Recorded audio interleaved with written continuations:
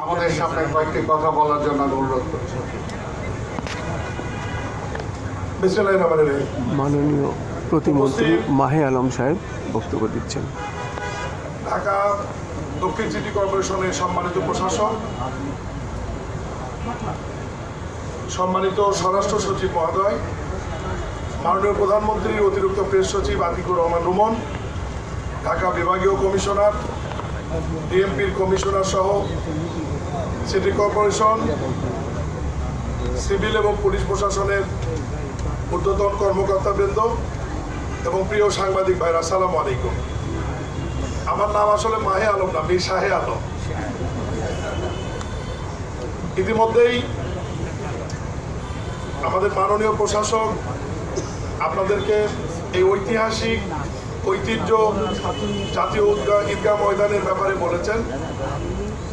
এইবারের ঈদগাহ ময়দানের ঈদের নামাজটা স্বাভাবিক কারণে একটু ঐতিহাসিক হবে, এই কারণেই যে এখানে মহামান্য রাষ্ট্রপতি এখানে ঈদের নামাজ আদায় করবেন এবং দীর্ঘদিন পর সারা বাংলাদেশে অবাধ, সুষ্ঠু এবং নিরপেক্ষ নির্বাচনের মাধ্যমে বিপুল সংখ্যা গরিষ্ঠতা নিয়ে বিএনপি সরকার গঠনের পর এই প্রথম ঈদ উল ফিতর উদযাপন হচ্ছে এবং সেই উপলক্ষে মাননীয় প্রধানমন্ত্রী জনাব তারেক রহমান এই ঈদগাহ ময়দানে ঈদের নামাজ আদায়ের সম্মতি জ্ঞাপন করেছেন এবং দীর্ঘদিন পর জাতি মহামান্য রাষ্ট্রপতির সাথে একজন পুরুষ প্রধানমন্ত্রী হিসাবে এই ঈদে একসঙ্গে দুইজন ভিভিআইপিকে নামাজ পড়ার জন্য দেখবেন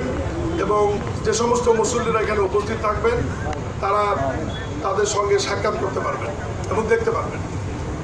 বরাবরের মতোই যে আয়োজন থাকে সেরকম আয়োজনই থাকবে। ইতিমধ্যেই প্রশাসক মহোদয় বলেছেন এর বাইরেও একটা মেডিকেল টিম এখানে থাকবে, অজুর ব্যবস্থা থাকবে, ভদ্র মহিলাদের জন্য, মুসল্লিদের জন্য আলাদা ব্যবস্থা থাকবে, সাধারণ মুসল্লিদের জন্য আলাদা ব্যবস্থা থাকবে, পুরুষ এবং মহিলা মিলে সহ কম বেশি প্রায় 40,000 মুসল্লিদের এখানে আমাদের ব্যবস্থা থাকবে। প্রতিমন্ত্রী শাহে আলম বক্তব্য দিচ্ছেন, ব্রিফ দিচ্ছেন সাংবাদিকদের।